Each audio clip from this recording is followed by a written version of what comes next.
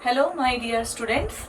In the last video, we have talked about the topic respiration, a kind of life process. There we had a clear view about this topic. You can say it's a repeat class on the same topic. Here we will go through the PowerPoint presentation. Okay, so let's have a look here.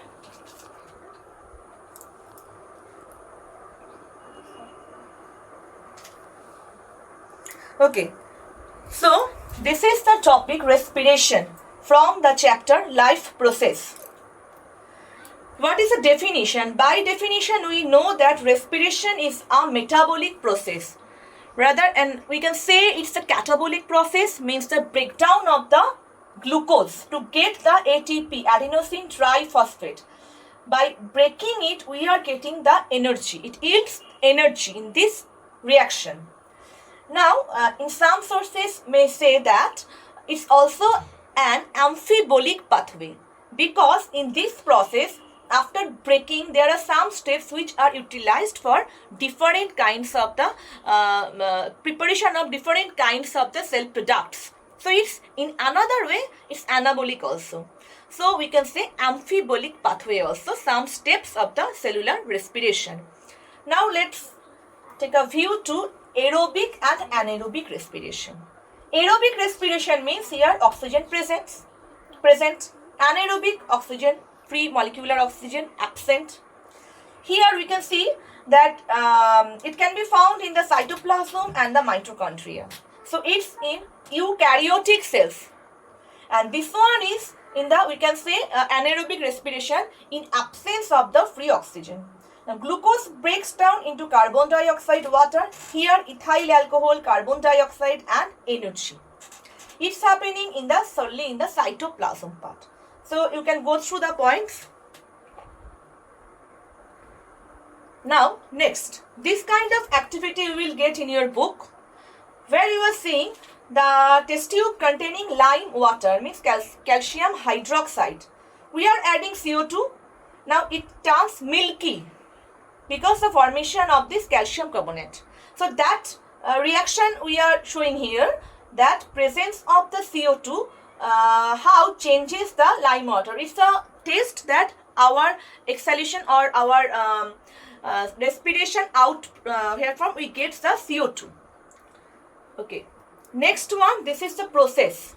Now look very minutely. Glucose coming, it's a cell boundary. Within it, first step is the formation of the pyruvate or pyruvic acid. Probably you can remember from the last topic how glucose broke into the pyruvate. That process name is glycolysis. Lysis, breaking. What is going to be broken? That glyco means the glucose. So it yields energy, but very minute amount, only 2 ATP. It can be in two ways, either by anaerobic ethanol or lactic acid fermentation. So this one not for the eukaryotic or not for the all the cells, means it for the prokaryote, we can say it for the yeast eukaryotes, or it for the muscle cells. In that way it's done. Here we are getting in the mitochondria, that means solely for this eukaryotic cells. Okay, so this is actually the Krebs cycle, more ATP. Now we will look through this pathway of the glycolysis. This is the pathway of glycolysis. Already I mentioned that for glycolysis pathway, this pyruvate, it is converted to the glyceraldehyde 3-phosphate, means GAP, or dihydroxyacetone phosphate, DHAP. You can compare with the last class. There I told that this glucose will move to formation of the glucose 6-phosphate, then fructose 6-phosphate, then fructose 1,6-bisphosphate. Then glyceraldehyde 3-phosphate, through some changes it will form the pyruvate. You need to remember these names, glucose, pyruvate, these names. This one for your better understanding, or who wants more for them. Next, So anaerobic respiration, repeat once more, is glucose is converted to the alcohol C2H5OH, carbon dioxide and energy. And for animals in muscle cells during exercise, glucose is converted to the lactic acid and energy. ATP formation, very least amount of ATP. Even we can say only 7% of the energy is broken from the ATP. From the glucose. Aerobic respiration, glycolysis. Glucose, now ATP taken from this pyruvic acid. Now this pyruvic acid will enter to this Krebs cycle. In Krebs cycle, the liberation of the CO2. Here you can see up to this no liberation of CO2. Here Krebs cycle, liberation of the formation of the CO2. This CO2 now the product of the, we can say, the respiration process. Now Krebs cycle, here from we will get NADPH or NADH and FADH. This NADH, FADH, they will enter in the electron transport system.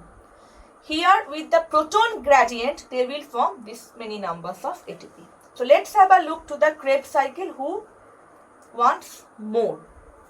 The Krebs cycle. In Krebs cycle, here from pyruvic acid will form first acetyl-CoA with the pyruvate dehydrogenase. Acetyl-CoA will now combine with oxaloacetate, means oxaloacetic acid. It is 4 carbon, it is 2 carbon, 6 carbon citric acid. Through some steps, it will form alpha ketoglutaric acid or alpha ketoglutarate, a 5 carbon component. It will now form succinyl-CoA, 4 carbon. All these are 4 carbon. So ultimately it moves formation of succinate, fumarate, malate. In all the steps, many enzymes are working. Citrate synthase, aconitase, isocitrate dehydrogenase. So whatever the enzymes are working, with that the prosthetic group, means the additional groups, NADH, FADH, they are working. So here from we are getting, suppose 6 carbon, then comes 5 carbon, then comes 4 carbon. So number of carbon decreasing. So here from CO2 liberation, here from CO2 liberation. Now whatever I am talking about, FADH or NADH, they will enter the next step, electron transport chain. This will move through this inner mitochondrial, this membrane. Okay, it will make this H plus a proton gradient with the help of NADH, FADH and ATP synthase enzyme. It will form the ATP. I am repeating this part.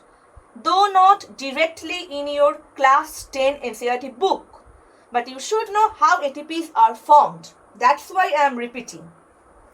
NADH, FADH, these are making actually a proton gradient.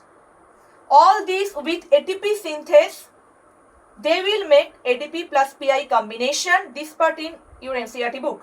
ADP plus P is inorganic phosphate. That is going to be combined to form the ATP. It's having enormous amount of the energy. So in this way, if the pyruvic acid enters Krebs cycle and etc., it will form enormous amount of energy. If it is not going there, it is forming least or meager amount of the energy. So that's for the respiratory system, for respiration in the cellular, in cell. Okay. The next one is related to this topic, that in human, how respiration is going to be performed. So let's have a look. Before that, see, human respiratory system. That means we are taking the air from the external environment. Okay. So that's the external layer. Now we are having here internal layer. Then this pharynx part.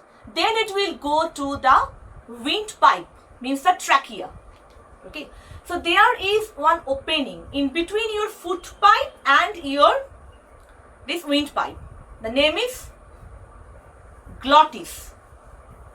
That glottis is covered by a valve, epiglottis. Therefrom, this air will go through the trachea. That means the windpipe. then it's going to your lung with the bronchi. So in brief, the respiratory pathway in human is like that: external layer, then nasal cavity, internal layer, then the pharynx, then comes the larynx, then trachea, after that the bronchi, primary, secondary, tertiary bronchi. It will then bifurcate to formation of the bronchioles. These bronchioles are having connection with the alveoli. This alveoli is having connection with the blood for CO2, oxygen, this giving and taking. Okay. So regarding this, the diagrams are better to explain. So already you got an overview on cellular respiration and main pathway, main respiratory things of the human respiratory system. In the next video, you will get the discussion related to these diagrams. Okay, till then, bye.